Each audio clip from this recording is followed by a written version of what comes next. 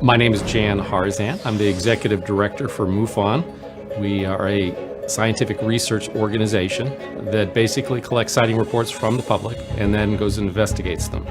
Our mission statement as an organization is the scientific study of UFOs for the benefit of humanity, and we have three primary goals. We investigate UFO reports, we promote research into the UFO subject, and we educate the public on our findings.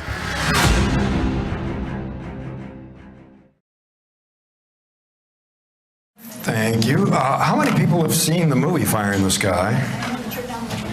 So some people haven't. Okay.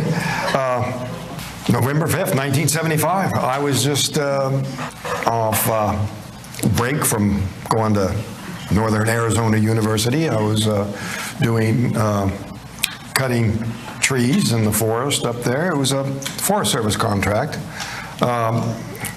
News media called us loggers, but for want of a better term. It was actually timber stand improvement. It was had to do with cutting damaged and diseased trees and doing fuel reduction strips through the contract area. So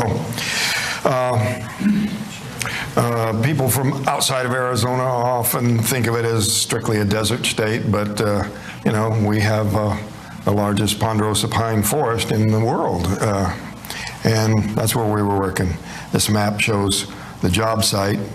As you can see, northern Arizona, northeastern Arizona, 7,000 feet there, pretty high up. As the storms move primarily out of the southwest, they come up against that high ground and dump the water on the Mogollon Rim area, where we have the highest number of lightning strikes of any place in the continental United States outside of the Everglades. So that is a clue as to where the name Fire in the Sky came from. We all were living in Snowflake at that time. Right now, I'm the only one of the 7 crew members that still lives there. We drive out, it was mostly highway driving out to Heber, and it was all dirt road from there on up to the Turkey Springs contract. And we had already gotten quite a bit of the contract done. There wasn't really that much left of it.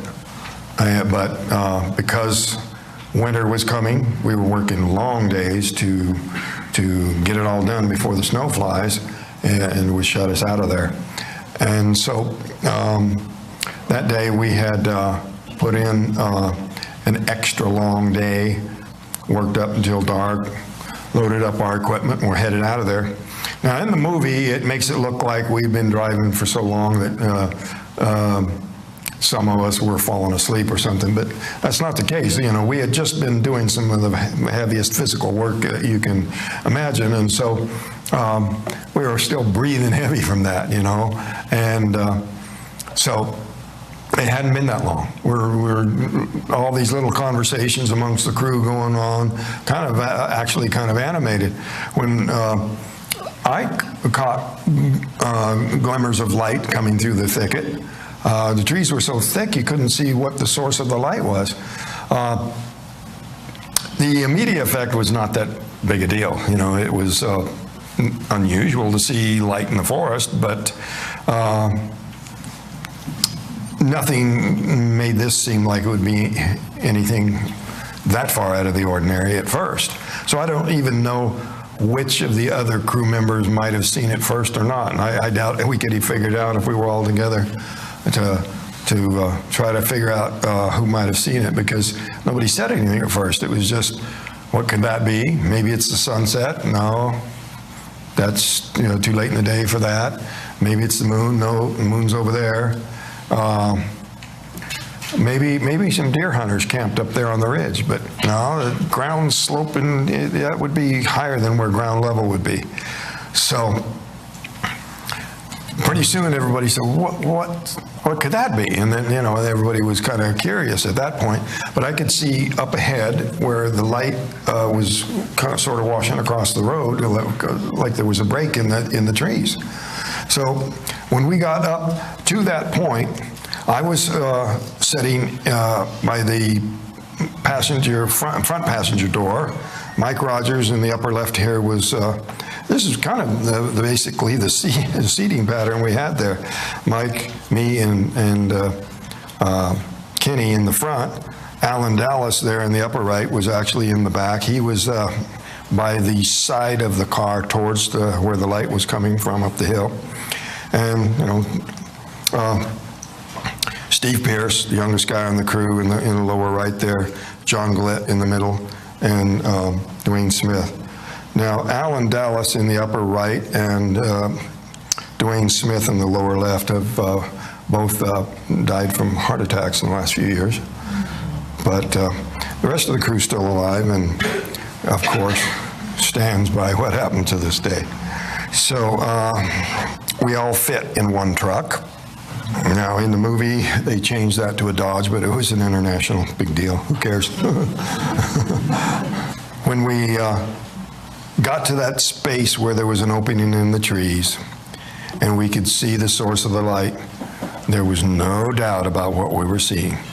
You know, the skeptics later said, well, Jupiter was in the sky at that time. They always check the astronomical charts, and that's going to explain it. Now, Jupiter would be a little point of light off in the sky, but, you know, what we were looking at was, boom, unmistakable. There it was, you know, less than 100 feet away, a clearly defined metallic object. Parts of it were glowing, but the whole thing was just smooth as glass. I had a real powerful sort of feeling, and the glow, the way it, you know, shone out into the trees around the clearing there, it was just an overpowering, it was an awesome sight. And you know, it wasn't just me that was reacting that way. The whole crew felt that this was, you know, it was fearful and beautiful at the same time. But I had this idea that this thing would just be gone in a flash. You know, very often we're in the crew truck and you say, hey, well, look, there's a deer or a wolf or whatever, you know. And by the time the rest of the crew can look to where you're looking, you know, it may have just be gone from sight. So my thinking was this was going to be gone in a flash. So when I threw open the door of the truck and started out of it, I thought I was going to catch a fleeting glance as it left. So the rest of the crew was pretty alarmed by what I was doing, and I immediately started to have second thoughts about what I was doing. But I didn't want to show that, you know, so I continued forward, but at a slower rate. And the closer I got, the more alarmed the crew got, and the more scared I got. It was making a sound that was really very hard to describe.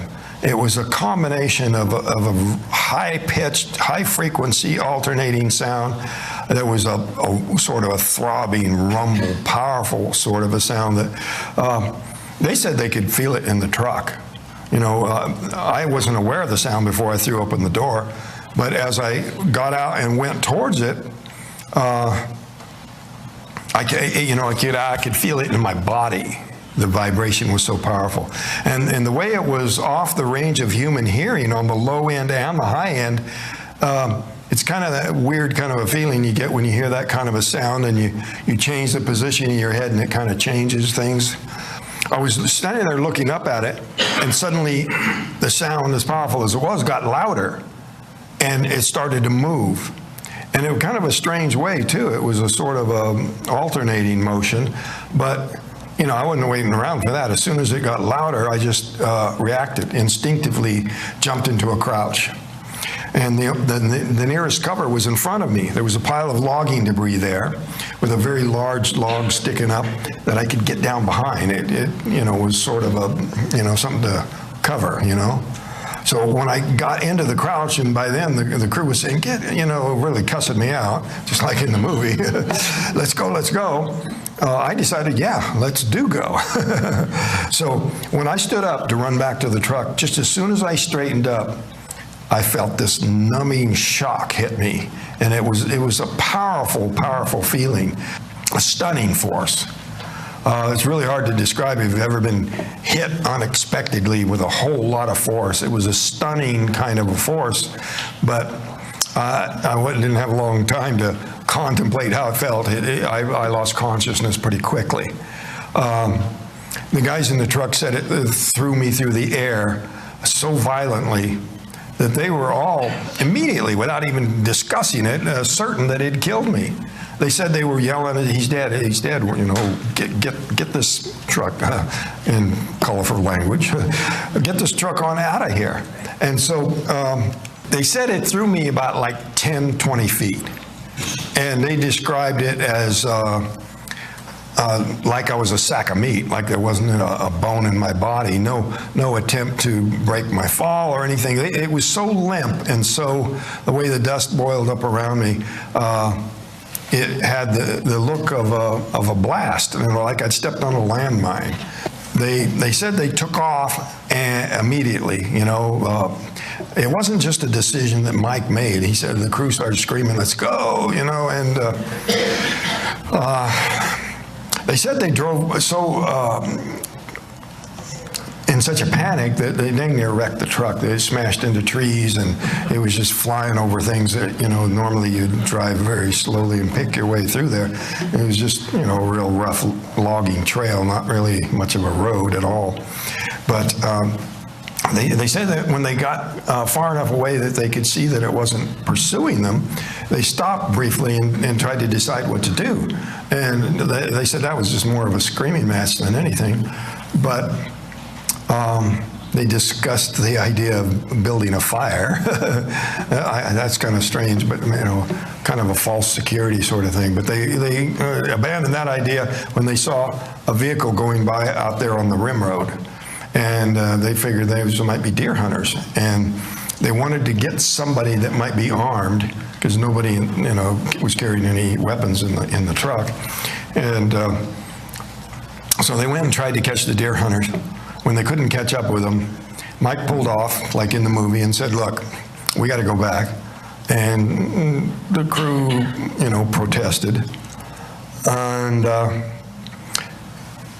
Mike said, "Well, if any of you just can't go back, don't want to go back with us, you can get out and wait here, and we'll pick you up when we come back. But we got to go see if, you know, if we can help him." Well, in the movie, everybody volunteers to get out and stand alone in the dark and wait for Mike to come back. Not a chance. Nobody volunteered to do that. Everybody stayed in that truck and went back with Mike to see if, you know, there was some hope of it. Now, I've tried to emphasize to people that taking off like that was not an act of cowardice. I've had people, you know, especially in the early years when I described what happened there, that they were saying, "Oh yeah, what a bunch of heroes to leave your buddy there, you know, and take off like that." But it made no sense for them to get anybody else hurt or killed, because they thought it was to save a dead man. It's something I find no fault with them. Now, there was an undercurrent of emotion there that existed over that issue. When my family found out about it, they were pretty harsh on the crew. How could you just leave him there? And this kind of presumption that I felt that way. I did not. I never criticized Mike or in any way, you know, questioned his decision at that point. He did what anybody would think would be the common sense thing. And on top of that, the fact that they turned around and came back at all that night took great courage. And nobody can find fault with that. You know, as they were approaching, they saw it take off. So Kenny said he wasn't so worried about them still being in the area as he was worried about what my corpse was going to look like laying out there. Because they had argued about whether I was even in one piece when my body hit the ground. Because there was one or two crewmen who actually had glanced away at that instant that I was what they call zapped. But they said they had one flashlight. So when they got out to search for maybe I'd crawled away or something like that, they were all pretty much huddled around that one light. and calling to see if, I might be out there somewhere. And at one point, Mike broke down and fell to his knees. He was crying about, the guilt of having taken off. He felt bad that he had done that. And, I think that's something that affects him to this day. And I wish I could get through to him on that point. But he got control of himself, and they went back to town. They argued about what to do. Some were saying, we need to get help. We need to tell the authorities right away. Now, Alan, he'd been kind of a black sheep and had been in a few scrapes, and he didn't want law enforcement at all. So let's just go get some friends with guns, and then if we can't find Travis, then we can report it. And so, but somebody, one of them, they said, had said, well, if Travis can't be found, how's that going to look if we don't report this? So, when they got to town, Mike was still much worse shape than he was trying to let on. Kenny got out and called the local sheriff's office officer, who came and described his impression at the time. A couple of the men were still crying. Obviously, something extremely traumatic had happened. This was serious stuff, so serious enough that he actually called the sheriff himself over in the county seat of Holbrook, and the sheriff and his second in command, the undersheriff, Ken Copeland, came with him.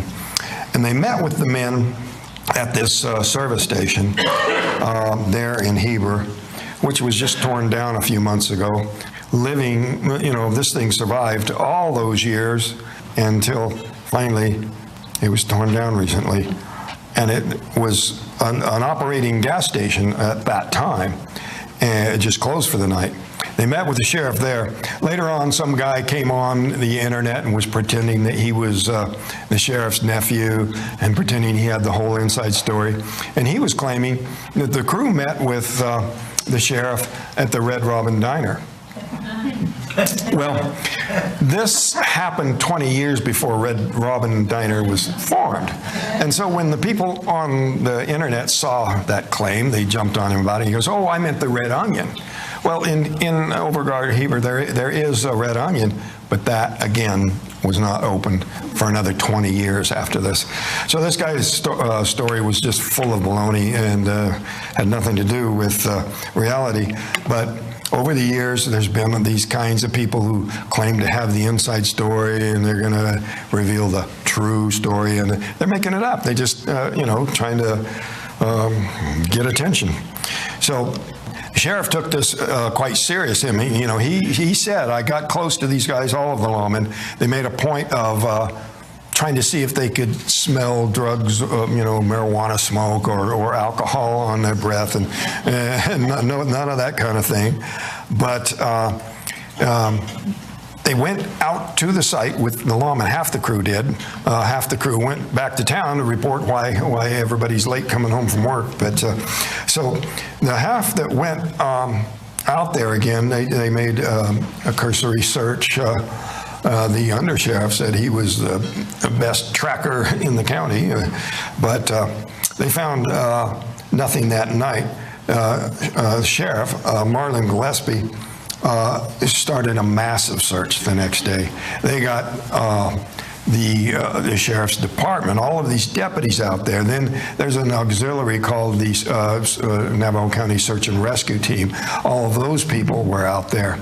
A lot of Forest Service people, civilian volunteers, people on horseback, four-wheel drives, on foot. The sheriff organized people to where each searcher was in sight of the next one in a progression of people in these long sweeps through the woods where everybody was in sight of everybody else and the ground in between them. So again and again, they crisscrossed the area, searching with aircraft, airplanes, helicopters. They brought in the tracking dogs from the state prison. They were unable to find any trail leading anywhere except from the road up to the middle of the clearing where my body fell. Well, some of the searchers got rather aggressive with the crew and were demanding, come on, where'd you hide the body? You know, you're making fools of us. Tell us where this is and we can all go home. And even my oldest brother was out there. You know, we'd been piling this brush to be burned in a controlled burn in the wet season, and he was tearing these piles apart looking for my body. My second oldest brother was more intent in looking into the eyes of each of those crewmen, and he started to have a different opinion on that. He'd had a daylight sighting himself once 8 or 10 years before, so he wasn't, you know, one of these people who thinks that's impossible. So this one Forest Service guy grabbed Dwayne Smith and not my brother, a crewman, two guys in this story with the same name. But he grabbed him by the shirt front and jerked him up to his face and said, where'd you hide the body? And all the crewmen were standing around there and said, look, you know, we'll take any kind of test you want. We'll give us truth drugs, give us truth serum. Oh, what do they call that stuff? You know, anyway, give us lie detector tests. And so the sheriff heard about this because, you know, they actually had an officer with each of the men who just accompanied them the whole time out there. Keep an eye on them. Maybe they'll betray something about where they hid the body, you know, just pushing at them. Come on, tell us who did it. You know, if you cover up, if Alan killed Travis, and you cover up for it, then you're gonna, you know, gonna hang for it too. So, you know, don't cover up for any of your crewmen. And they just kept pushing at him with this, where'd you hide the body? You know, who really did the killing? And so the sheriff heard about this, and he brought in the state police lie detector expert.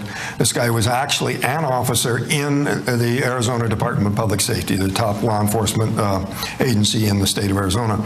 And he was scheduled to test the men, and the testing was pretty intense, pretty grueling. The men knew that if anything went wrong with the testing, and there'd been a lot of challenges to the whole idea. You know, they're just going to set this up to make you guys look like you killed him. They're just looking to hang this on somebody. So there was quite a bit of friction between the crew and the examiner. You know, it wound up being that Alan wound up not taking his test. He even stomped out before it was over. So even though he didn't actually take a test, they ruled it inconclusive, which doesn't tell you nothing. He later took a test with the same officer and passed with flying colors. I don't know, maybe he took 2 tests, but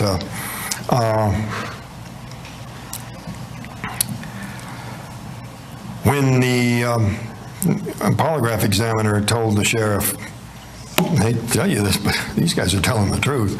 The sheriff was pretty stunned, and anything that they could get in the media to try to explain it away, people were just eager to jump on that. They didn't want to accept that such a thing could happen. So, you know, they'd rather believe that these guys killed him, whatever. And who would make up a cover story like aliens got him?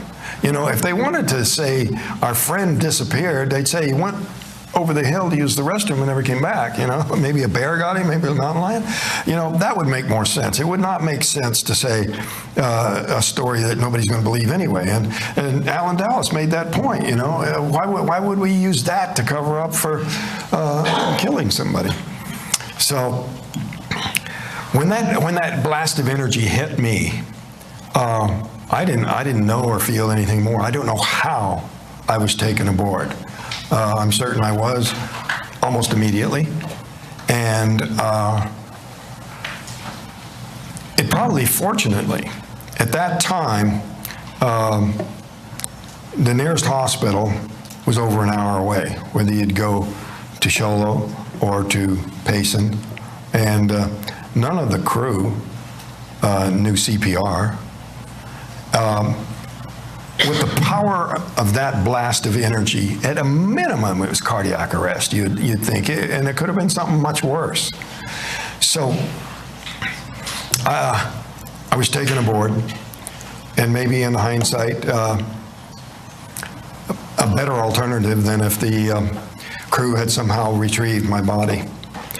But I was in a lot of pain. I didn't, come to with a clear head immediately. I was in and out of consciousness. It seemed like the pain I was feeling was almost, what was knocking me back out. I felt like I was suffocating. It was so hard to breathe. And something was so wrong inside. I felt mortally wounded. Like I was dying, and the pain. And then I was thinking back, and I remember seeing that object in the woods and thinking, well, I was thinking of running. Maybe I somehow got hurt in the process, fell, hit my head, or ran into a tree, or something happened that, I was taken here to this hospital. I knew I was on some kind of a raised gurney or operating table, and the pain was centered so much in my head and chest that I looked to see this thing laying across my chest, some kind of an instrument. And when I'd move, and that was very hard to move, it increased the pain. And this feeling of suffocation, it was verging on panic even at that point. Some people, think they would react better in that circumstance. My eyes were all blurry. I could hardly see. I had double vision at some point there, and I was looking up at this light fixture above me, and it was so close to me. That was kind of one of the clues that I was on some kind of raised surface, and this light wasn't all that bright, but it hurt to look at it, so I'd close my eyes, and the dizziness and the seasick feeling you get from that, I just would close my eyes again, and I hear the sounds of movement around me. I think, okay, everything's cool. The doctors have got this under control. They're gonna fix whatever's wrong here. Well, when I looked and I could finally see more clearly, I could see these weren't doctors. You might think that a doctor would have like a surgical cap, a white mask and cap, and that would leave this dark area through the middle. Well, when I could focus, I was looking straight into the face of this creature, and I just flipped out because I instantly knew this is no hospital. I'm in deep trouble here. They came towards me. As soon as I saw them, I tried to hit them away, but I was so impaired, I could hardly raise my arm. It felt like I couldn't control my body. And the feeling that I can't move when I need to move quickly just added to the feeling of panic. People say, I wouldn't panic. I would stay cool. I would ask good questions, grab a souvenir and put it in my pocket. But you'd have to be there. No. I was just so riveted on them. I wasn't like, checking it out and, looking at the room so much as them approaching me.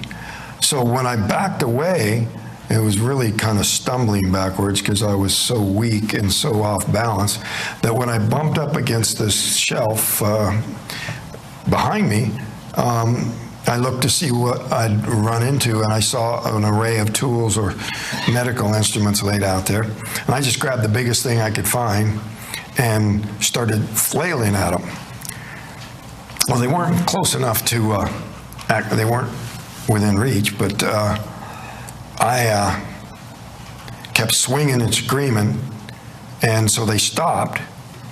And at that moment where they were all three staring at me was really excruciating. It stuck in my memory in a way that goes beyond the idea that I'm looking into a non-human entity. They had the feeling that they were looking into me in a way. And it gave me this squirmy feeling in my head that I found extremely uncomfortable. And that was really the focus of my nightmares for months afterwards.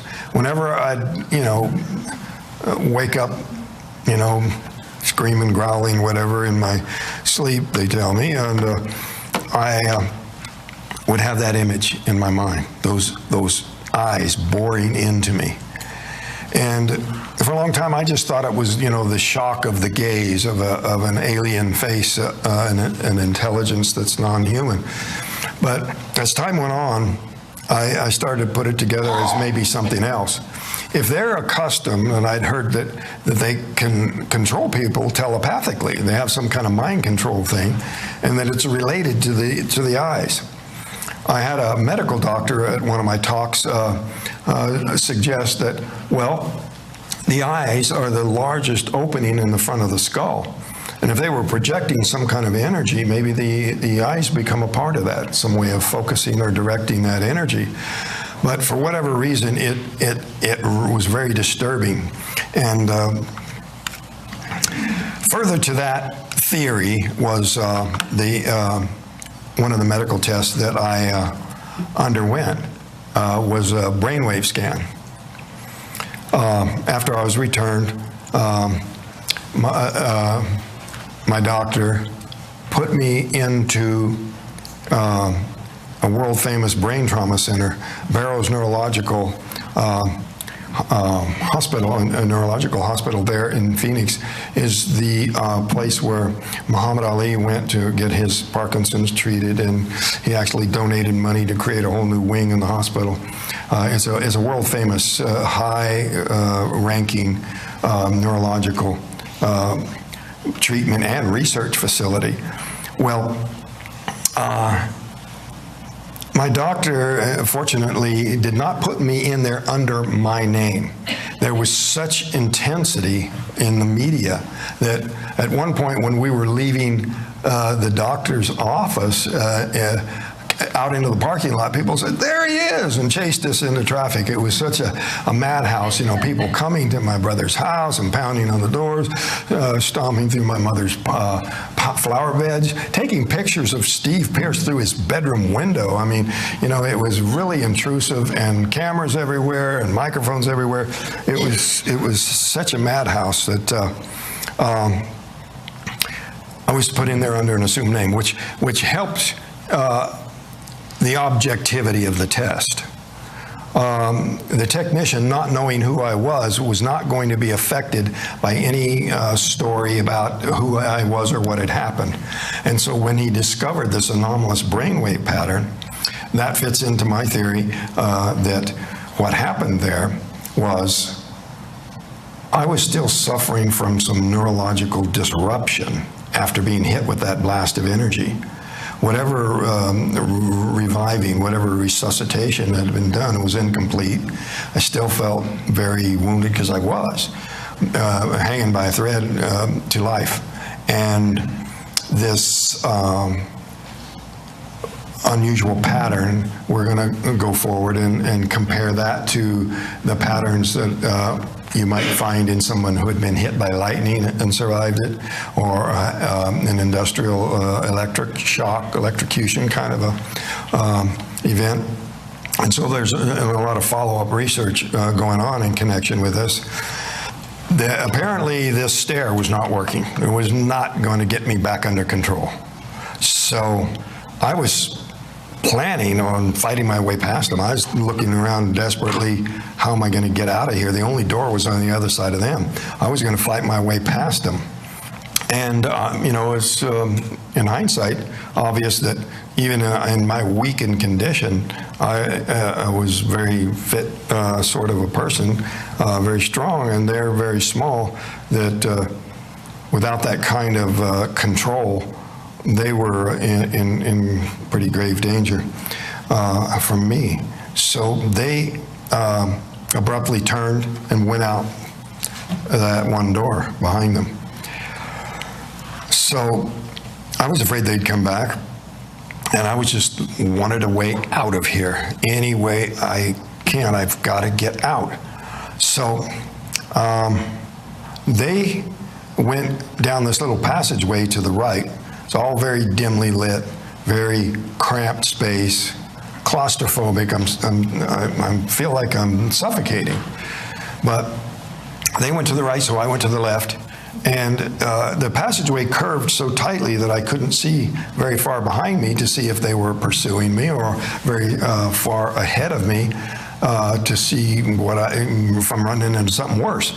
I kind of went back and forth between, should I go forward or just run? I actually went right past one opening that was probably more likely a way out than what I later found. And I went on down and went to the inside of the curve, which when I pieced together the floor plan later, it's obvious that those doorways I saw inside this round room wouldn't have led to the outside. But in my panicked mind, I was just thinking, I'll just open one and drop to the ground. I'll be back in the woods. Unable to see any sort of a doorknob or a button to open the doors. It was just a rectangle in the wall, no light coming through the crack. Moving to the center where there was these buttons and controls on this chair, I found that none of those controls would open the doors, at least not what I did with them. So most of them didn't seem to do anything. There was one control that made this weird effect. As you moved towards the center of the room, it darkened or appeared to darken. You know, either from that center point, you're looking at a darkened surface, or it turned dark when you get there. There's no way to tell. But from that point, you see all these points of light surrounding the entire area, including the floor. Now, it makes me wonder why anybody would need to see stars if this was any kind of navigation thing. Because you would think that would be done on some sort of a calculation that had nothing to do with visual. It may be just that that was for close quarter maneuvering, like if they were trying to put it inside of a hangar or a larger ship or something. But for whatever reason, you know, moving that control was very disorienting and actually made me sort of lose my balance. I resolved not to mess with that anymore. But a change in light or a sound or something from the door alerted my attention, and I looked over there to see what I thought immediately was a man, somebody from some Earth-based agency, Air Force, NASA, I don't know, somebody there to rescue me from these monsters. That was my thinking at that point.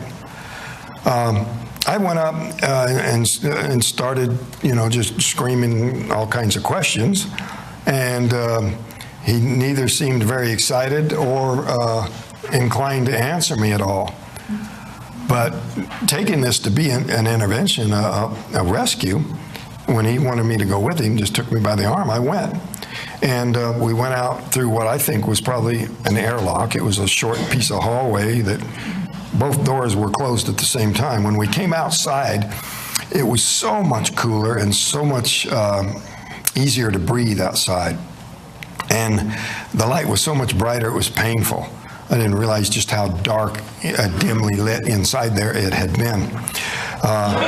But looking around inside, at this point, it was inside of this large enclosure. Now, whether it was there the whole time that I'm seeing stars, or if that was moved into this enclosure in that time, was it part of a larger craft? Or was it some hangar, airplane-like hangar? This back wall curved up and came to form the roof and intersected a vertical wall. The craft that we came out of seemed to be pretty much the shape of what we encountered in the woods, although it seemed bigger. The other craft in there were more rounded and more polished, a surface more like chrome. But again, I wasn't spending a lot of time studying my surroundings because this guy seemed to be in quite a bit of a hurry and pulling me along faster than I felt up to. I was sort of half stumbling and felt very weak. And I was also very concerned about where I was being taken. Piecing together the situation later, this large hangar-like room, he took me out of it through down a hallway. There was some doors right at where we left the large room and then farther down. But when he took me in there where there were some other human-looking people, there was 3 of them. Obviously what looked like human males and a female. I really welcomed this, especially because I thought it might be an opportunity to get my questions answered. Here were people who weren't wearing a helmet, and again, not the least bit alarmed. They didn't seem agitated like I was. They wanted me to lay down on this table, and I started to resist. They're not answering my questions. This is, I started to even doubt whether I was rescued. But resistance was kind of futile. I was outnumbered, and they felt very strong. I was in pretty good shape, but in a pretty weakened condition. And so they got me on the table without a whole lot of trouble. But in my panic, I was able to get one hand free and get my finger under the edge of this oxygen mask, or mask, a gas mask of some kind that was placed over my face. And before I could pull it away, I just blacked out. Boom. That was the last thing I knew till I found myself back on Earth. But I don't know. I know that it's unlikely that they went immediately from there to dropping me off. Or, when I first regained consciousness, I don't know how soon after the initial blast of energy that was, but it's only in hindsight that I can say this conscious period, being very brief, had to have been at some interval during the 5 days I was missing. And I have no idea, where in that interval it was. I would guess not immediately after and not immediately before. The fact that I still felt injured may have meant that the process was not complete. See, at the time, right after this happened, I just interpreted this whole thing as some kind of an abduction and a kidnapping and some kind of thing where I was just taken aboard to be tormented and frightened. But in hindsight, it looks to me like I may have been so severely injured or killed that they were in a situation of either leaving me there as, I've called it galactic roadkill. The idea that it might just, for no other reason, look really bad for them to have somebody go into town and report, yeah, this guy's dead, and here's why. But I prefer to think that it had to do with a clue to the question I'm so often asked: do you think they were malevolent or benevolent? And in hindsight, I prefer to think that this was actually more of an ambulance call than an abduction. That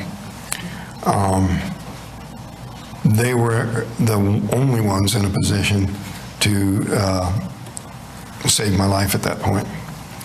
And these smaller beings may not have been in possession of the proper technology or knowledge or specific to humans, whatever, and enlisted the help of these more human-looking individuals just because of a similarity in form, that I would be less hostile and less resistant to whatever they were trying to do. I immediately looked to see where the light was coming from. I looked up, and it went off just as I looked. So then, at that point, I'm looking up at this shiny surface in the dark, but it was still so polished that I could see the road and the trees and everything reflected in it. And so, even though, the light drew my attention that way, I immediately knew that I was in familiar surroundings, on a road in the forest. Even though it was dark, that's much more reassuring than my most recent memories of these creatures in this terrifying state of suffocation. So, looking around, I recognized this piece of road, the lights down below. That was Heber down below. I ran down the hill. The feeling of freedom suddenly kind of gave me a boost in energy. I was unsteady on my feet for a few steps, but that cleared up, and I ran down there, found the first building with lights on, banged on the door. Nobody had come.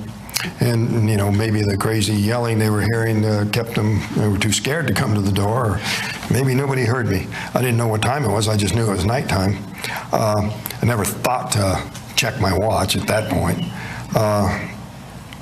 I ran on down across the second bridge, and I found a row of telephone booths, and I went into the first one and picked up the receiver. It was out of order.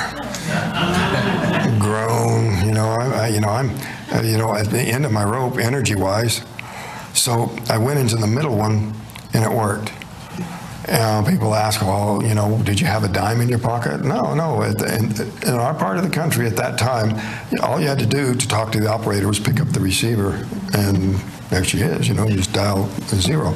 So I made a collect call to my brother-in-law, Grant, and he at first thought this was another prank call the family had been getting for days, and he started to hang up on me real sarcastic, like, I think you got the wrong number. And I screamed at him, no, it really is me, Grant.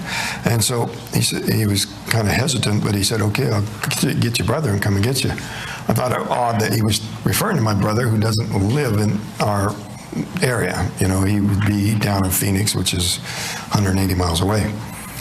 But I'm very grateful that my brother was there. At that point, maybe the alien saved my life, but after that, it was my brother who saved my life. I was in such a fragile condition. The news media, the sheriff, they were eager to begin an interrogation that I probably wouldn't have survived. I was hanging by a thread psychologically. I was in such frail condition, you just can't, And my brother really had to put himself out there. He was in an occupation as a horse trainer and horseshoer, they call them farriers, that, the kind of people who are in that line of interest and whatnot are not the kind of people who take very kindly to the idea of aliens and UFOs, So it really hurt him in a big way. But he was willing to take on anybody, including the county sheriff department, to protect me. To him, that was most paramount. And so when he picked me up out of that phone booth and took me back to town to show my mother and reassure her that I was alive. His main concern at that point was to get medical help. Now, he had been encountered some UFO investigator types of various persuasions at the site. And this one had given him contact info and said, if he's ever found, we have specialized medical people that can, research this and make sure he's okay and everything.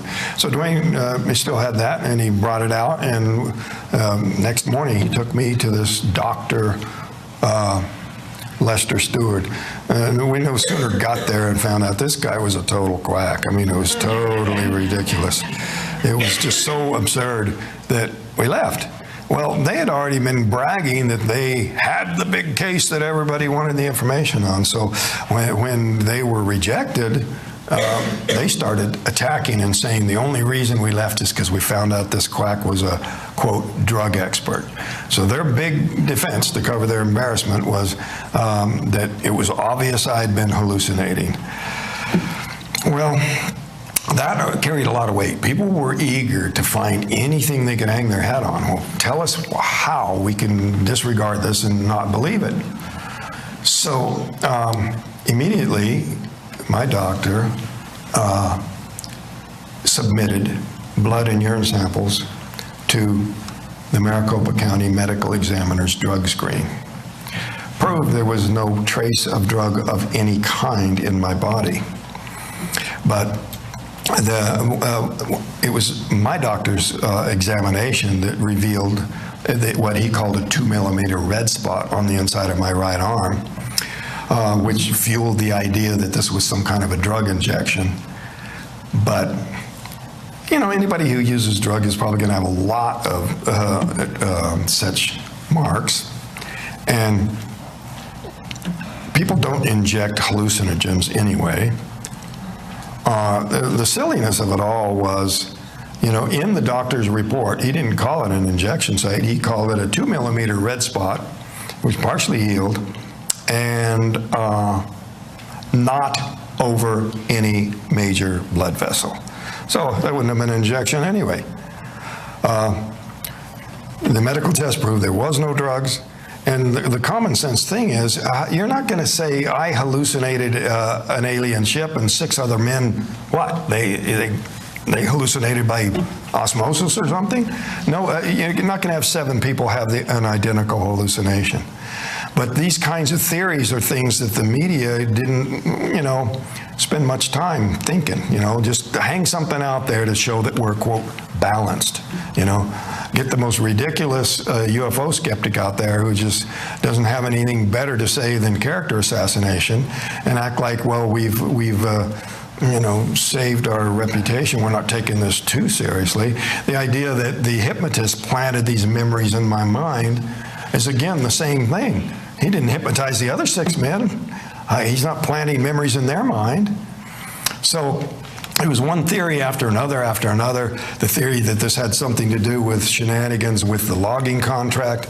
The contracting officers on that contract signed an affidavit saying there is absolutely no way that Mike Rogers could have benefited in any way by this incident having happened concerning his contract.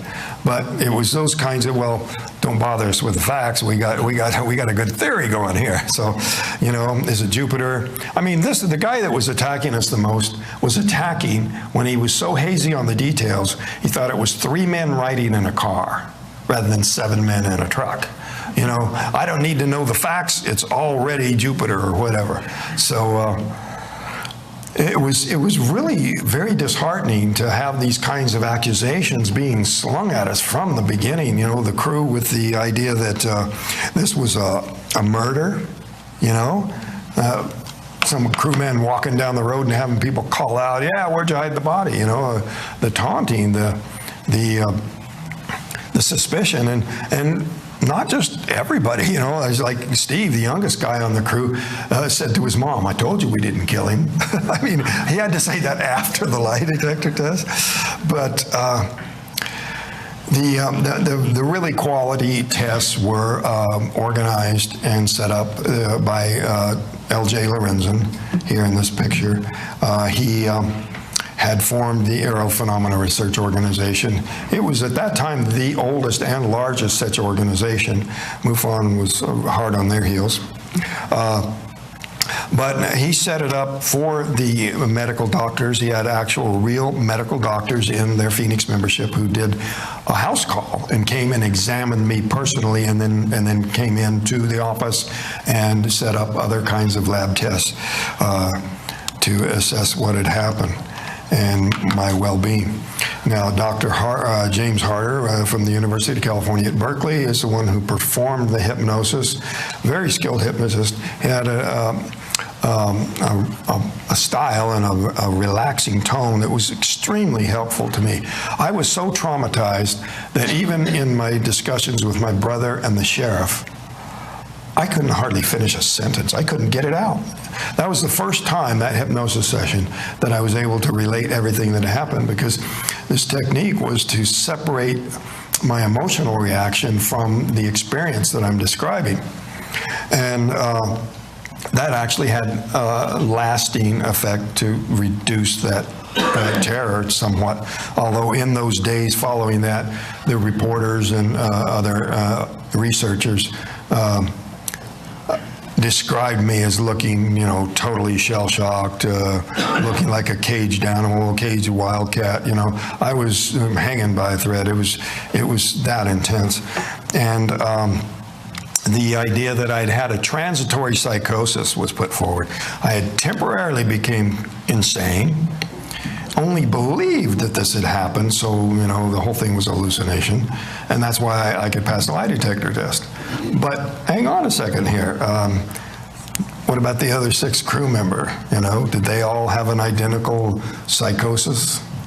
But in order to offset this transitory psychosis theory, I underwent a battery of tests through this guy in the middle, Leo Sprinkle.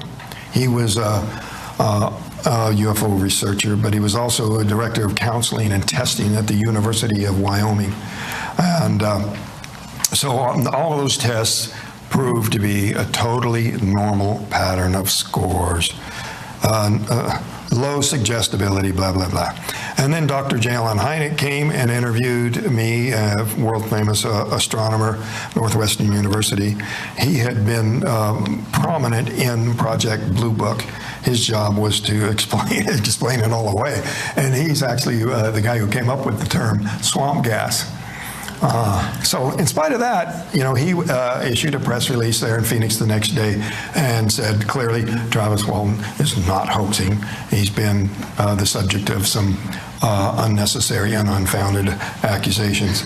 And that was just the tip of the iceberg, because after this debunker who had, written parts of several books attacking me and a whole flurry of papers he would mail out to all the media outlets, attacking, just made up stuff. I mean, he would actually take a quotation and alter it to reverse the speaker's meaning.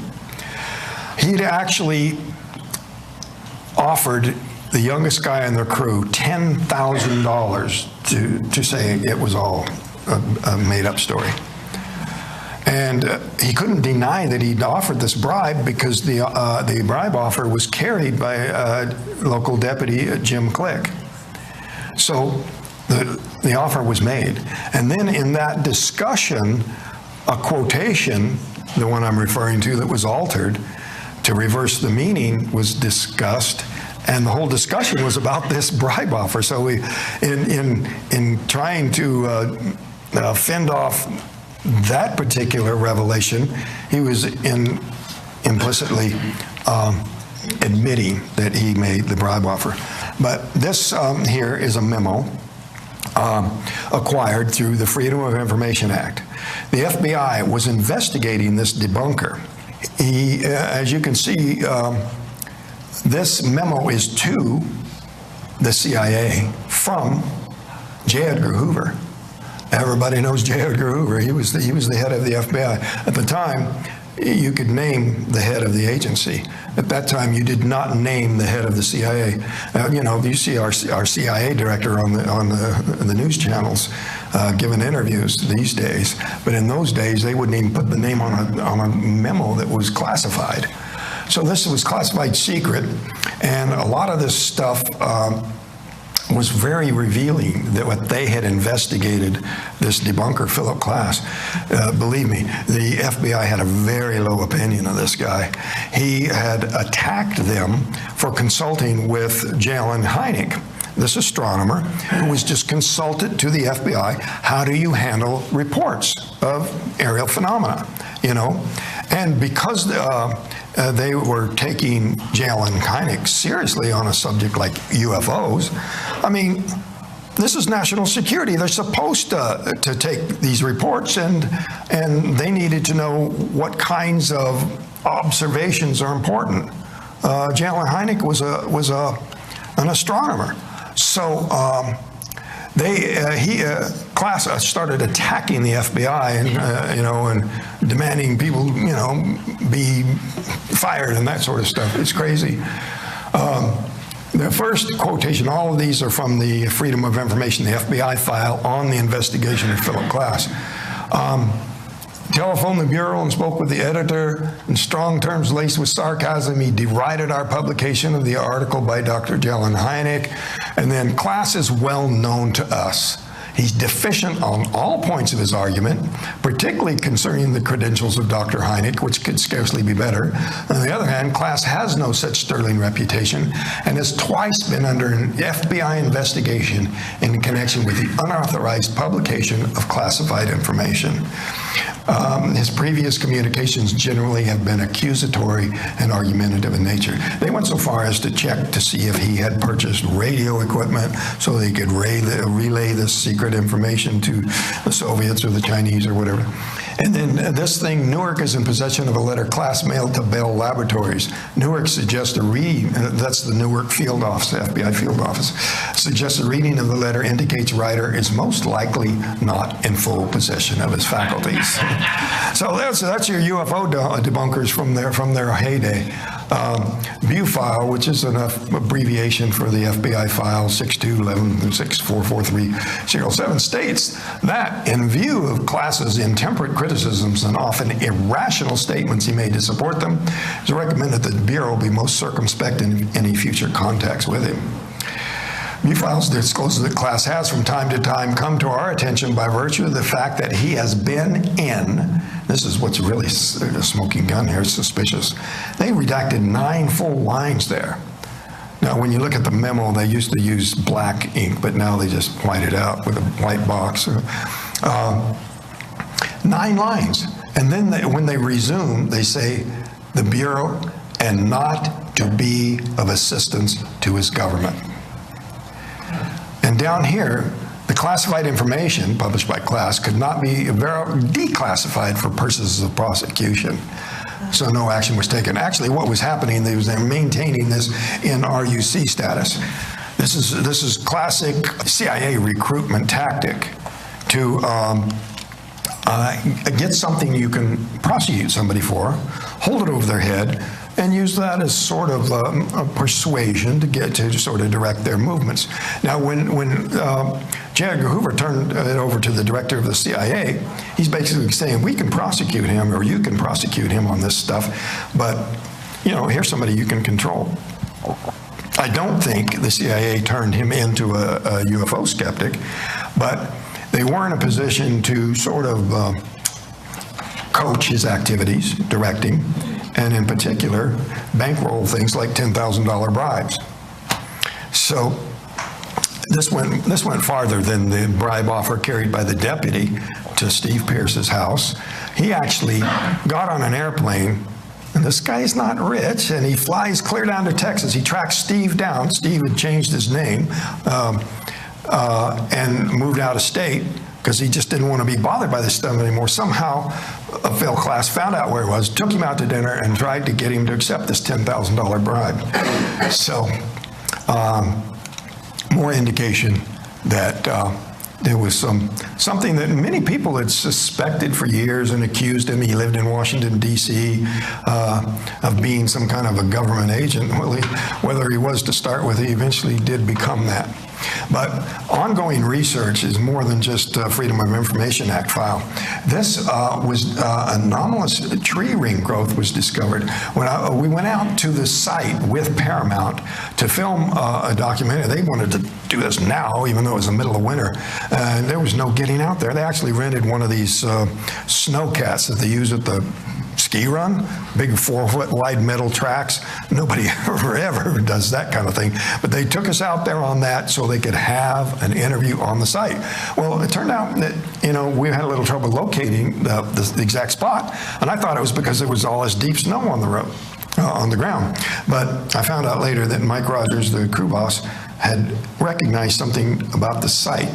He didn't need to say nothing to any of the rest of us, but I found out later he went out there after the snow melted and discovered that the trees nearest where the craft had been were bigger than they ought to be. And so he took a core sample. He was trying to be careful not to kill the tree. And he took this core sample, counting from the date of the interview in '92. This was right before the movie came out. You can see this jump in thickness of these growth rings, these annual rings. Astonishingly, the tree just basically doubled in diameter in 15 years. So it's a 100-year-old tree, but half of the diameter is in the last 15 years. And that's especially significant because the outer rings actually have more mass than the inner rings because the tree's bigger around, So on top of the fact that, these rings are having to fill in more material because it's the greater area of the tree, it's also still, doubling the diameter of the tree. Well, follow-up research was conducted. This expedition was overseen by Ben Hansen. He was the host of a TV series called Fact or Fake, which is, some very healthy skepticism, looking at things in a scientific way. And we found these trees had these thickened rings primarily on the side of the tree towards where the craft had come down. So it was a directional effect. That previous core sample had been on one side of the tree, and he'd actually cut that out of there and then filled it up with a plug of wood and sealed it with caulking compound so that the tree would not die. But after a forest fire killed the trees in the area, cutting them off displayed this characteristic where if the craft was over there, this was the side where the thickened rings were. And it seemed that the effect dwindled away. It was still prominent for 15 years after the incident when that first core sample was taken, but you can see where they got thick and then kind of thinned back up again, like the effect went away.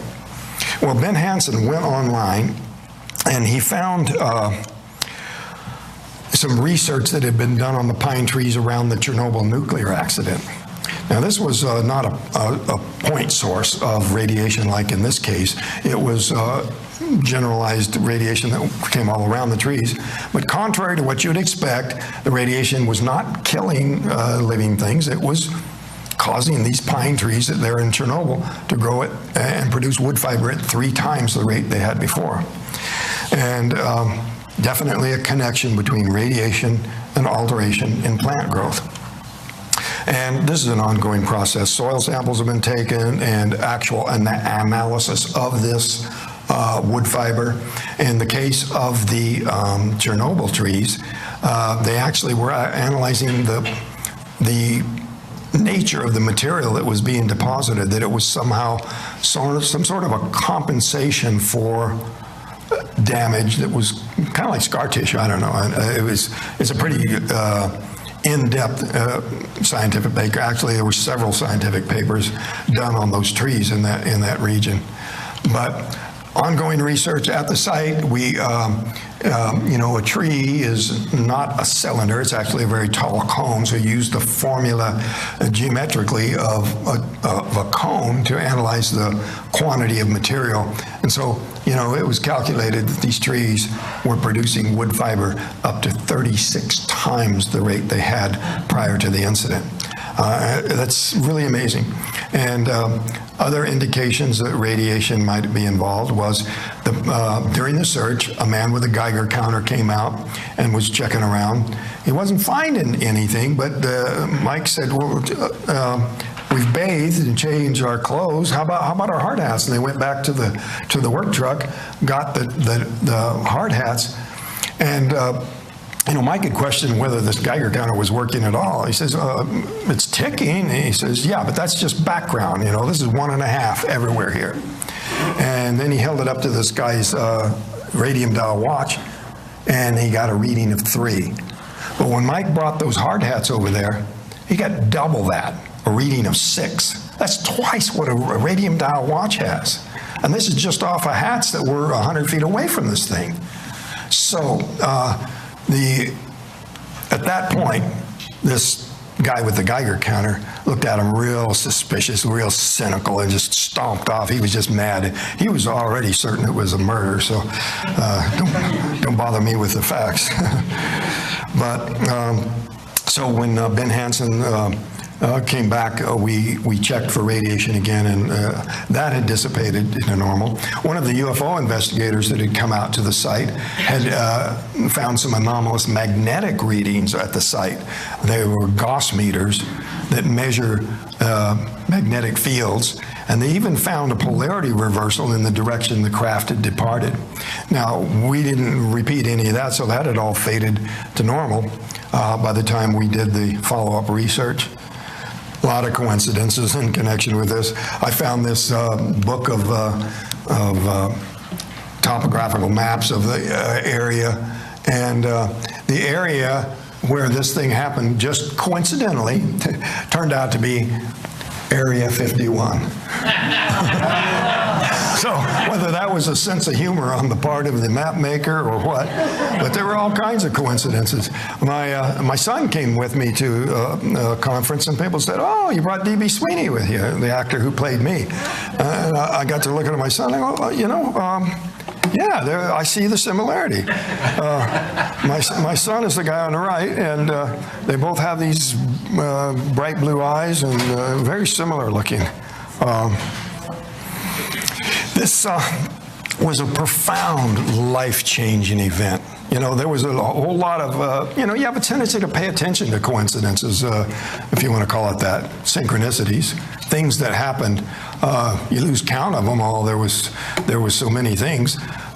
They proved nothing, not to a skeptic, There's some unusual things that I've experienced in connection with this that I don't really talk about. I don't report that stuff. People will ask me a question about it. I say, well, if I can't document it, I'm not going to bring it up. Because, the whole reason to continue to talk about this is because I have witnesses, I have polygraph tests, I have all this scientific testing that backs up what we're saying. I can point you to the experts, the authors of polygraph texts, the law enforcement people. By the time Sheriff Gillespie had left office, he'd gone through being a county supervisor, his relatives and friends were sending me emails saying privately, he believes you. He just doesn't want to say so in public news media. So he was just sort of titting that way in Jennifer Stein's documentary. He did an interview with her not too long before he passed away. But Deputy Flake, he was played by this guy named Blake in the movie, but Glenn Flake, his daughters came to me and said, yeah, our dad believed you. Same thing with the officer that had carried the bribe offer to Steve, and the initial Chuck Ellison, that deputy who took the report from the guys that night. He saw them when they were still crying, and the emotion was fresh in their minds. He came to my conference here, commemorating the anniversary of the event, and he's totally convinced that this was real. It really happened, and I do run into that quite a bit with law enforcement people. I got pulled over for going slightly over the speed limit here last year. And they just had this police shooting, totally unprovoked, the day before. So the officer was extremely twitchy, and he was nervous. And he says, "Do you have any weapons in the car?" And I go, what kind of question is that? Well, yeah. All right, get out, stand over here, and all this. And he's all very nervous about me. I didn't want to, he might get trigger happy on me. So I, for the first time in my life, I did this. I said, "You know that movie Fire in the Sky?" That's me. Just to say I'm not some stranger from someplace else. And he instantly relaxed. He was all cool at that point. Me and this other officer were up there in that area, and we saw this stuff go on. So I've run into that with law enforcement people here and there. They were out there. They've got their eyes peeled. They're observers. They're trained observers. And I get a lot of support from them. They're especially knowledgeable enough about polygraph to know how significant that is. So there's been a lot of ongoing research. The astronomical facts of the matter have changed over the years. The heyday of the debunkers back then, they kind of had a statistical edge on things, saying, "Oh, life in the universe is so rare that it may not exist at all. Who knows?" And even if there was something out there, they'd never find us. We'd be like a needle in a haystack. One little grain of sand on the other end of the beach. You'd never find it. So they had this thing called the Drake equation. And they would plug in numbers to estimate the number of possible civilizations just in our galaxy, the Milky Way. And there are literally hundreds of galaxies out there, but countless galaxies. How could we know the limit of that? But the numbers they were plugging in back then were so conservative that it did look like life was relatively rare. One point they made is, how would they know, you know? Now, at this point, we have this thing called the Hubble telescope. NASA just last year announcing numbers, quantifying numbers. It's a virtual certainty, NASA says, that virtually every star has about a dozen planets. And rather than the idea that planets going around a sun are just some kind of an anomaly that happens rarely, they're saying they all have them. And inevitably, when you have a series of planets going around a star, some will be too close and too hot, some will be too far out there and too cold, but the life-supporting ones are going to be those middle planets. So NASA has actually identified and quantified in the hundreds planets that are possibly lifelike. And if we've got, with our relatively primitive technology, we can look out there and see where they are. Certainly, they looked this direction and saw us a long time ago. It's not like it would be a freak thing for them to find us. It could even be to where certain types of beings, the ones that happen to coincidentally look like some of us, might take a greater interest in us. Although some people think, what if those are the ones who actually seeded us here? All kinds of theories along those lines. But we've reached a tipping point. Back in those days, the debunker heyday, they had the upper hand. They could point to people who believed in the existence of alien life, or especially alien visitation, as kooks. A kook being someone who believes something at odds with the prevailing scientific conception. Well, nowadays, we're reaching a tipping point. The people who think we're alone in the universe are believing something that's at odds with the prevailing scientific knowledge. They're the kooks. This is something that is real. It's become, the numbers are out there that people, it's not soaking in, you know. The idea that NASA can say there's a planet there and they can tell you where it is and quantify it in such huge numbers, and they're able to tell so much about the chemistry of planets at a great distance. We're on the verge of a vast paradigm shift greater than... This one guy ordered a book from me here, and he said he's got this thought experiment he puts to people. He says, you know, if you could go out into the woods, walking way away from anybody else, and you encountered alien beings, and you were offered the opportunity to go with them, you would not have time to relate to any loved ones, what had happened to you, where you'd gone, and you had no idea how long you'd be gone or where you were going. Would you do it? Would you go? And he says, me, for sure. That's what he says. But it is an interesting philosophical question. I think you'd probably want to know a little bit more before you agree to it. But I think it's a kind of a sign of the best that's in us. You know, the human desire for knowledge, to explore. The first person who set sail from the European side of the world, who thinks there might be some other life or some other land way out there, we don't know for sure, but we're going to go. That was a profoundly, you know, courageous and daring sort of a thing to do at the time. But, you know, the analogy that this guy did with his little thought experiment is similar, only exponentially more profound in its effect on the people of Earth. The people of Earth need to cut with the nationalism, all the divisions, this group against that group, enough already, you know?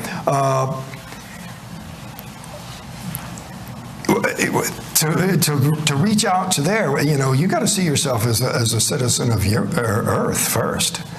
You know, that doesn't mean that political things don't matter, but it's time to get busy and settle all this stuff, you know. and move forward. The desire to know, the desire to explore, even the idea that whether we will be allowed into the elite club, so to speak. Certainly, the aliens would not welcome people with our attitude towards each other, the warlike characteristics, the divisiveness, the us against them crap. They're not going to turn over that kind of technology and help us out. So the skeptics were always fond of saying, well, if they were really here, they'd land on the White House lawn and say, here we are. Well, then they haven't done that. But I make the point that with their technology, they would be capable of doing everything they're doing here and remaining 100% undetected. They're not stupid. It's like, oh, dang, human spotted me again today. No, that's not how it works. They're too smart for that. If the NSA knows where every one of these little things are, certainly the alien technology find it very simple to know where the cameras are and to even be able to, at a distance, go fiddle with what's in it. What we're seeing, I believe, is deliberate. I used to scoff at the idea that the aliens are like reacting to you. You have a sighting, and you go over like this, and then it seems to respond to you. You shine your light, and people say, I said that sounds so self-important. It sounds kind of egotistical, like they're picking you. But I don't think that anymore. I think they really are aware of who's seeing, and the exposure is deliberate and measured. It's a gradualism. It's an accustomization that's supposed to get us ready. And we're not ready. I made a T-shirt for my conference. It went something like this. For those who do not want to believe, no amount of evidence will ever be enough. For those who have experienced it, no more proof is necessary. And so it's that kind of concept I think the aliens are approaching the situation with. We want it to trickle up from the bottom. No, they're not landing it on the White House lawn. But the people who are experiencing these things are certain of it enough that they kind of very often get on a mission to sort of help people to understand this is real. I did not make this up. This is not some drunk hallucination. And very gradually, each of these experiencers try to persuade a small circle of people around them to take it more seriously. And I think it's got to be gradual. People ask me about the idea of disclosure. I applaud the effort, and it still contributes to what I'm talking about. A gradual customization. That's the reason I'm out here. But I only talk about the stuff that I can document because it's all about evidence and credibility. I'm not trying to razzle-dazzle and wow you with stuff that I can't prove. I didn't talk about the medical effects until I could, get the printouts and document what I'm talking about.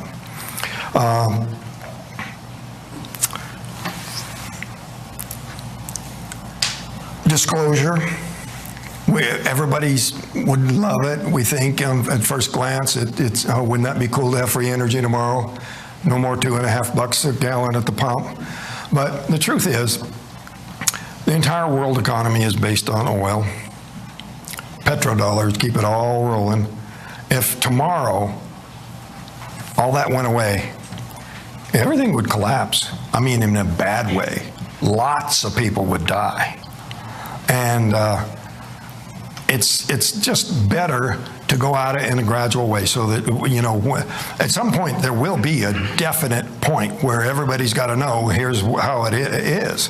But the more we can get them accustomed, filmmakers like Jennifer, experiencers who have something to relate, get out there and relate this sort of thing to people so that it has a trickle-up effect. We need to encourage Hollywood to take this, the subject more seriously, treat it better. I look forward to getting a remake of Fire in the Sky that tells it more accurately. And I gave a talk in Hollywood to a group of directors, producers, and actors, and I brought up this continual fallback to invading monsters as the storyline. I said, there's been a few movies that had a better take on it than that, but with these far advanced civilizations, come on. The limits of your imagination as to what a storyline could be. We can do so much better than invading monsters. There'd be all sorts of ways that you could demonstrate better ways to live, better ways to interact with each other, to relate to each other. Pardon? What was Hollywood's reaction? It was stunned silence. No. I don't know whether they were disagreeing with me because I was being critical, or maybe, hopefully, took a little bit of that back with them. But there are exceptional movies, where they take an alien culture, or possibly the way they're organized, and present it in a more positive light, and we just vote with our dollars and go to the movies where they tell it right, like it ought to be. That was a good question. I'd like to start taking some questions. Yeah. In your life, when you're talking about the trees, in your life, have you noticed anything that you got an advantage out of the radiation? Whether it was taller or younger? How old are you? You look very relatively young. How old are you? Well, I'm 64, and Smarter, too. well, actually, I can document that. I took an IQ test before and after. But as far as my health, I didn't want to talk about that until I could go in to my employers that I had during the intervening years and prove that I never called in sick one time in 40 years. So, but can I turn around and say that's for sure proof that this happened? No, they'll just tell me that it's a coincidence, or because I live healthier and have good genes, and I'll concede that. When you went under hypnosis, what were you able to remember through the hypnosis that you were not able to remember before that point? Well, I don't know if I made that quite clear, but the hypnosis, the primary thing was to relate what had happened without so much of the fear. So they got a lot more detail than they'd had, but it didn't really make me remember anything new except one thing, that if they tried to go deeper with that hypnosis, that was life-threatening. And at the time, the researchers were so eager to break through that block that they were scoffing at that and saying that's just your own subconscious fears. But I later thought that perhaps the style of hypnosis, the regression was, okay, you're here, now you're going back in time, they call it regression because you're going back in time. Well, if they regressed you back in time through a period in which you're in cardiac arrest, what if you go into cardiac arrest?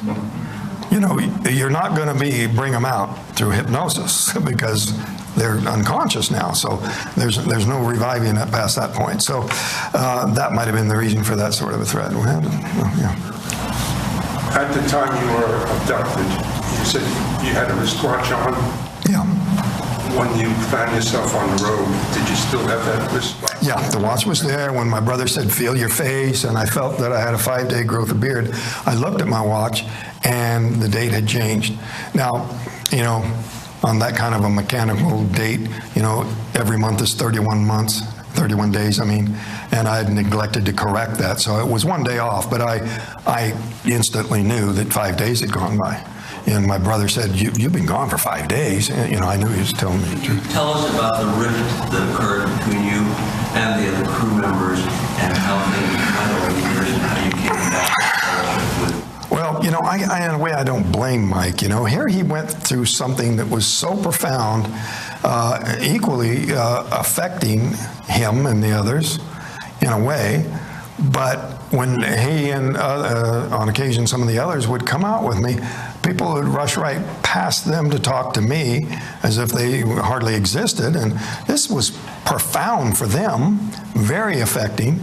And on top of that, they had to endure this Yeah, them guys are a bunch of cowards, a bunch of heroes, run off and leave you like that. People would say that right in the audience while he's standing right there, and that's totally unfair. So I always try to emphasize that those guys were courageous. They had guts to go back that night, twice, some of them, and to stand up there, to actually come out and participate in the search. That took guts too. They don't know how dangerous that area is. So, I insisted to Mike, look, I don't feel that way. I'm not blaming you, my relatives. How could you just leave him, my mom says to Mike. But, it's clear to me, I wanted them to understand, it was clear to me that they did what they had to do. They went above and beyond. But how did it drift apart, and then how did it come back together? Well, I guess it kind of came back together. It's not all that complete. I'd still get some kinds of resentment. Steve is one of the more disgruntled ones at times, although he's probably spoke with me more than any of them other than Mike. And, he called me from Area 51 here. He went into a place and he saw Jennifer's film in there. Of course, it's their retail, so they had a markup, and he's complaining about the price of it. And I'm saying, come on, they're not there for free, I think some of it has to do with, I'm sorry, people who like attention. I'd much rather not have that kind of attention. If I could have made all this go away and forget about it. I tried that. I went to work at the paper mill and just did hardly anything for quite a number of years until one of the debunkers come out with something that I just had to get out there and go back and do battle again. A lot of positive comments and stories in Jennifer's film from some, so that should be part of it. Yeah, we got to look on the bright side. And these guys, right to the end, had positive things to say. They didn't have a chance to. I'd enlisted the help of this ex-police officer who knew a private detective who finally tracked Dwayne Smith down, and I talked to him and done a phone interview right before he passed away, just weeks before, and so that was fortunate. But I have him on tape affirming absolutely everything that had happened. When you showed your slides, the pictures of the creatures, they didn't have those classic black eyes. No, they don't have the classic black eyes, and I've wondered about that. I speculated that maybe we're talking about a number of groups that are called grays, and we just lump them all together because they're small and pale and have large eyes. But there's also the possibility that when you think about any earth animal that has extremely large eyes, they live like in a cave or under the deep sea or totally nocturnal. But this light gathering ability from this huge eye would be a liability in brighter light. So it could be that they do wear some sort of a sunglass type appliance over their face. You've seen the situation where in addition to piercings these days, that people actually insert little magnets under their skin and put the jewelry under there to make it look like there's a piercing there, and it's actually just stuck on onto a magnet. So these, the idea that they could have a dark covering to protect their eye in what we would consider normal light is one explanation for that. But here a while back, Michio Kaku was doing an interview. He's an astrophysicist that learned a lot of theories. He says people keep imagining these civilizations as being maybe a few hundred years ahead of us. But he said based on the age of these star systems, they could be literally millions of years ahead of us. And everything technological that humans have It's about 200 years old at most. I mean, you know, look how far we've come in such a brief period of time, even just going back 40 years, you know. There wasn't a single cell phone at the site when this happened.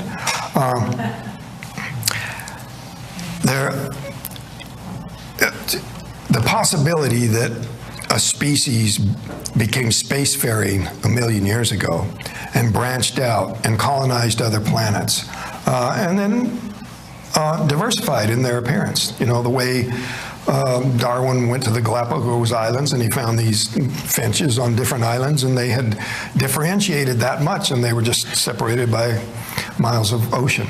And so that's another explanation that they could have been from some base stock. Another thing that I theorize about this whole thing is something that the debunkers were saying. Oh, these people who see aliens, why is it they always have 2 arms and 2 legs and a head on top and eyes in front? That's so human-like, you know. No, they're going to be like an octopus or a squid or an insect. No, they're not. You know, none of those creatures are ever going to build ships and use tools. You know, there's a thing about the human form that has to do, form follows function, is what I was told in biology class in high school. Form follows function. Everything that comes to live in the sea comes to look very fish-like, even though they may not be related to fish at all.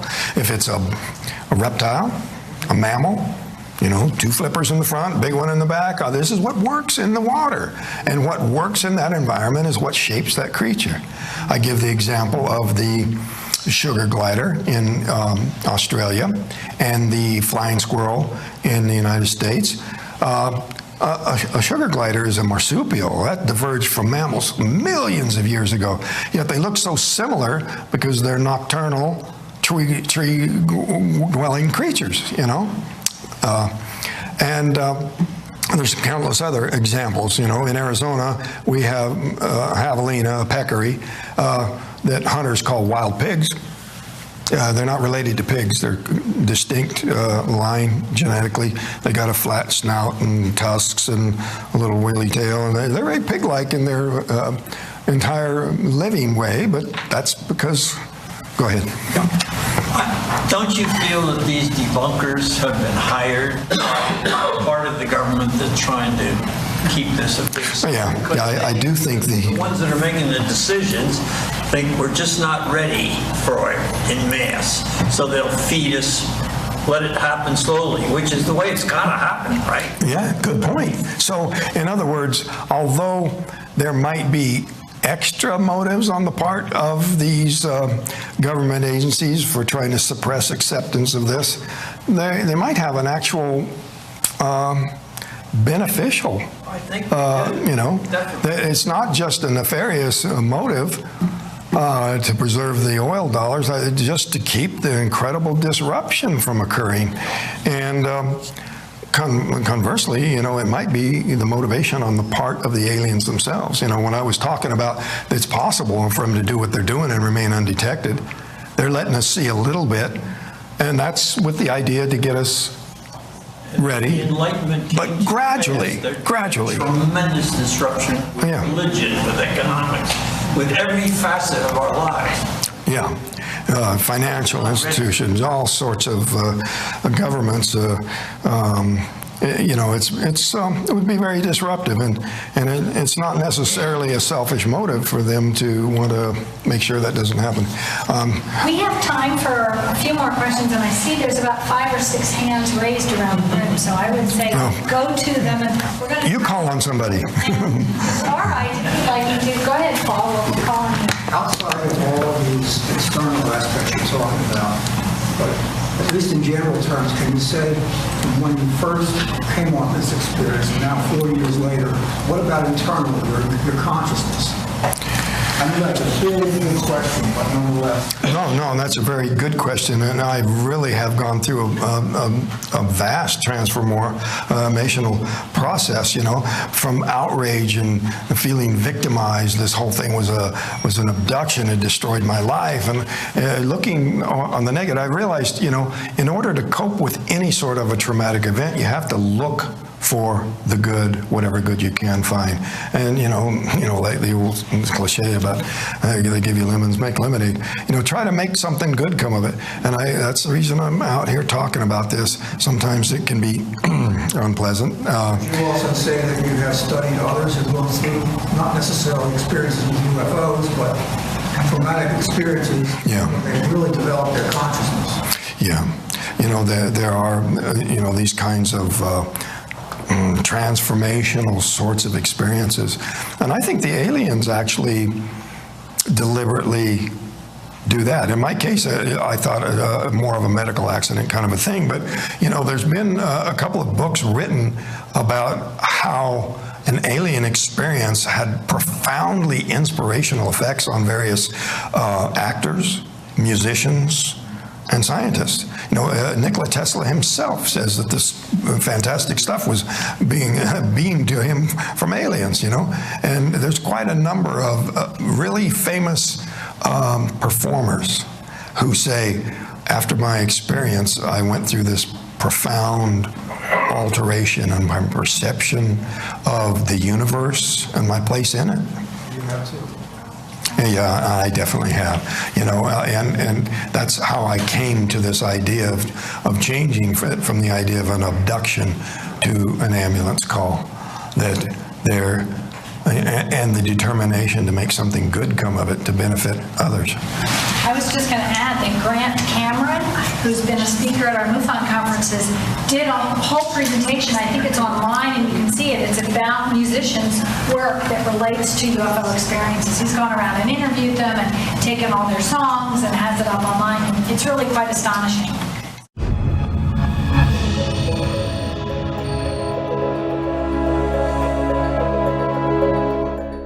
My name is Jan Harzan. I'm the executive director for MUFON. We are a scientific research organization that basically collects sighting reports from the public and then goes and investigates them. Our mission statement as an organization is the scientific study of UFOs for the benefit of humanity. And we have three primary goals. We investigate UFO reports, we promote research into the UFO subject, and we educate the public on our findings.